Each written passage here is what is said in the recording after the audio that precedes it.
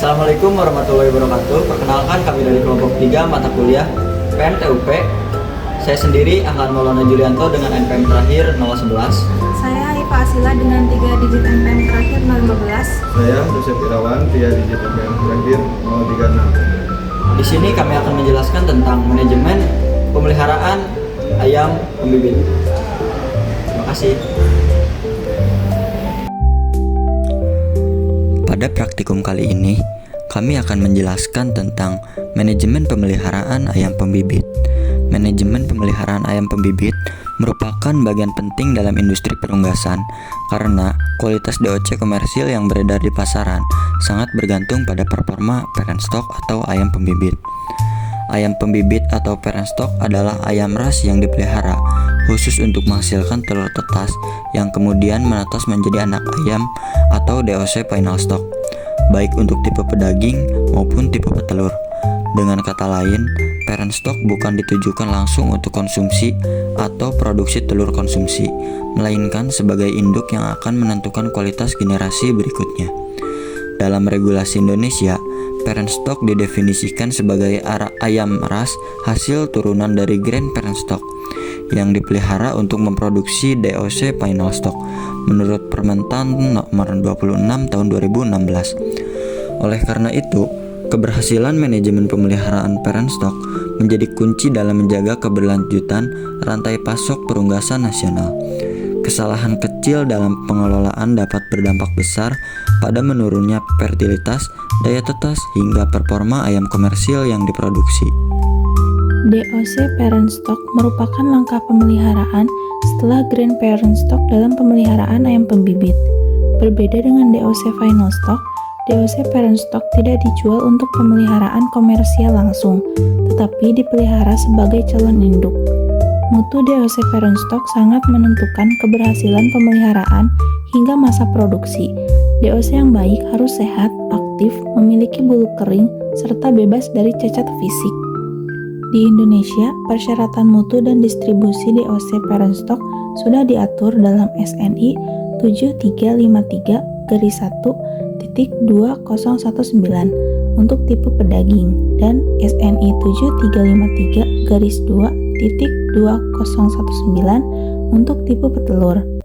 Standar ini meliputi aspek kesehatan, bobot badan, keseragaman, hingga tata cara pengemasan dan transportasi. Dengan penerapan standar ini, risiko penularan penyakit maupun penurunan kualitas DOC dapat ditekan sejak awal rantai produksi, menurut BASN 2019. Yang selanjutnya yaitu ada ciri-ciri dari ayam pembibit. Ayam pembibit memiliki karakteristik berbeda dibandingkan dengan ayam final stock.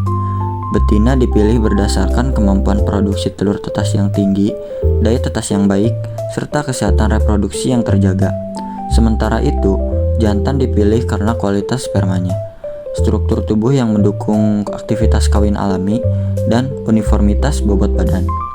Kedua jenis kelamin harus mengikuti target bobot badan yang ditentukan oleh panduan teknis pabrikan, serta memiliki tingkat keseragaman yang tinggi agar performa reproduksi tidak menurun. Penilaian kondisi tubuh atau flashing serta kesehatan kaki merupakan parameter penting dalam menentukan kualitas ayam parent stock atau pembibit menurut Aviagen 2023 dan Cobb Ventures 2024. Yang selanjutnya yaitu strain ayam pembibit di Indonesia.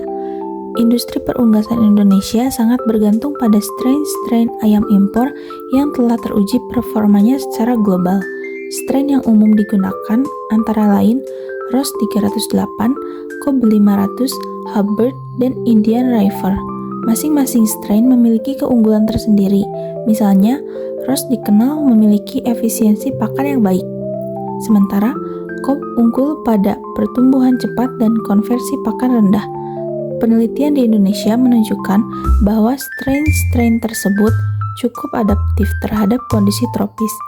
Rovi pada tahun 2023 mencatat bahwa performa Ross 308 dan Cobb 500 relatif stabil dengan tingkat produksi telur tetas dan fertilisasi yang baik. Sementara itu, strain Hubbard dan Indian River lebih terbatas penggunaannya. namun tetap memiliki peran penting sebagai alternatif di pasar pembibitan nasional, menurut Faduli pada tahun 2025. Lalu ada manajemen perkandangan. Kandang untuk parent stock atau ayam pembibit dirancang dengan mempertimbangkan kenyamanan, kesehatan, serta produktivitas ayam. Umumnya digunakan kandang postal dengan menggunakan liter. Sistem kandang ini memudahkan ayam beraktivitas secara alami, sekaligus menjaga kebersihan telur yang dihasilkan. Fasilitas sarang biasanya dipasang untuk meminimalisir kerusakan telur tetas. Ventilasi kandang juga menjadi faktor kunci terutama di iklim tropis. Ventilasi yang baik akan menjaga suhu dan kelembaban tetap ideal, mengurangi stres panas, serta menekan risiko penyakit pernapasan. Menurut Brandas et al. 2022, menegaskan bahwa manajemen kandang yang baik dapat meningkatkan efisiensi produksi telur tetas sekaligus memperpanjang masa puncak produksi. Yang selanjutnya yaitu kepadatan kandang. Kepadatan kandang pada parent stock harus dijaga agar ayam tidak mengalami stres dan penurunan performa reproduksi. Panduan KOB pada tahun 2024 merekomendasikan kepadatan sekitar 6-7 ekor betina per meter persegi di kandang produksi.